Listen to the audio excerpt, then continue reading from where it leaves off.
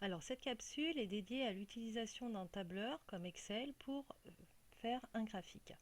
Alors vous avez devant vous une fiche technique.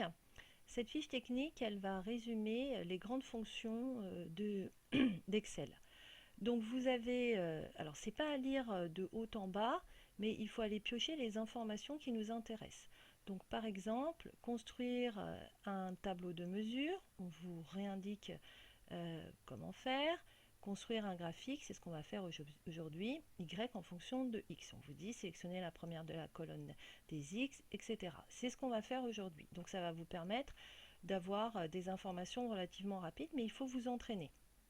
Alors pour ouvrir un fichier Excel, vous allez dans Démarrer programme et dans Microsoft Office, vous allez trouver Excel et vous l'ouvrez. Alors moi j'ai déjà préparé un fichier Excel. Dedans sont indiquées les conditions de l'expérience et ce qu'on va mesurer. Donc on vous dit, on demande à 2 personnes de courir sur un tapis roulant dont on augmente progressivement la vitesse de défilement. L'intensité de l'effort à fournir devient ainsi de plus en plus importante. On mesure le volume de dioxygène consommé. Lorsque le médecin constate que la consommation de dioxygène cesse de croître, c'est-à-dire la VO2 max, il faut arrêter l'exercice. En fait, les personnes arrivent à l'épuisement. Alors, qu'est-ce que nous apprend ce texte? Comme quand on fait l'analyse d'un document, on essaye de revoir les conditions. Déjà, on aura 2 personnes. On leur demande de courir et on va leur imposer la vitesse de défilement. Et qu'est-ce qu'on mesure? On mesure le volume de dioxygène consommé. Donc je vous rappelle que si c'est ce qu'on mesure, c'est ce qui va être en Y, c'est-à-dire en ordonnée. Et on va imposer la vitesse du tapis. Donc on arrive, on va vous demander de construire le graphique du volume d'O2 consommé chez le sédentaire, c'est-à-dire une personne qui ne fait pas de sport, en fonction de la vitesse du tapis. Donc vous savez déjà ce qu'il y a en Y, c'est-à-dire ici, et ce qu'il y a ici en X, sans oublier le petit mot important, le mot en fonction de. Vous avez donc toutes les indications pour faire un graphique. Alors comment faire un graphique avec Excel? Déjà, vous allez récupérer les données de volume d'O2 consommé chez le sédentaire et le sportif. Certainement, vous les avez sous forme d'un tableau. Il va donc falloir faire un tableau sur Excel.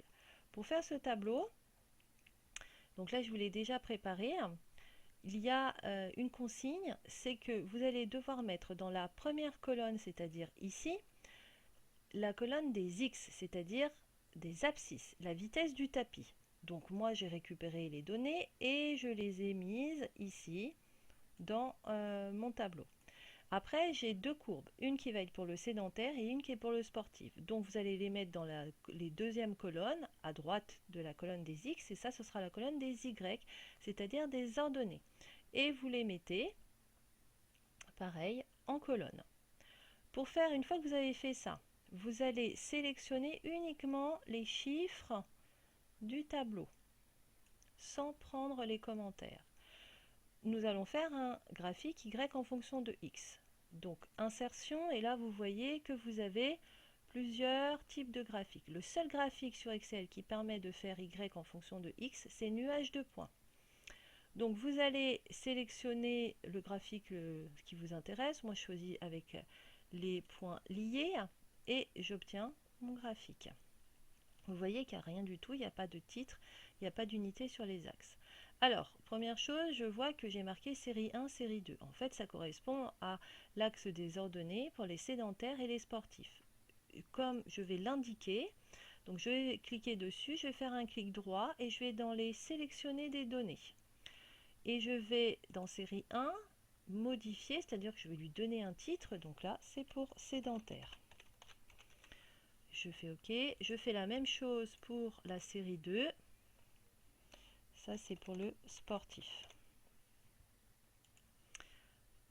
Une fois que j'ai fait ça, je vais maintenant mettre un titre. Donc dans le titre, on va dans disposition. Alors si, pour faire apparaître disposition, vous voyez que si je ne suis pas sur le graphique, je n'ai pas disposition. Donc il faut vraiment cliquer dessus, mettre disposition et aller sur titre du graphique. Moi je le mets au-dessus. Votre titre du graphique, vous le connaissez, il a été mis déjà dans la consigne, c'est-à-dire le volume de 2.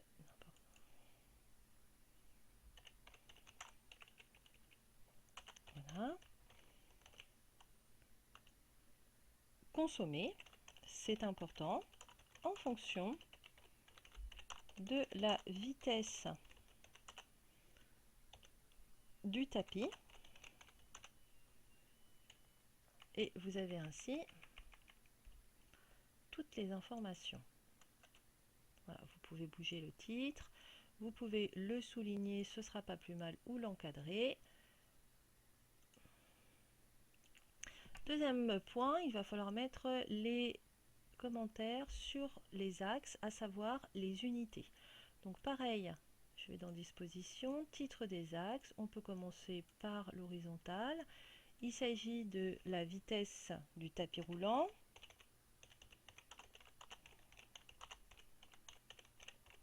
Et j'indique l'unité, qui est ici des kilomètres par heure. C'est important de mettre l'unité parce que, par exemple, pour la température, vous avez, ça peut être des degrés Celsius, ça peut être des Fahrenheit, ça peut être des Kelvin. Donc c'est important de mettre l'unité.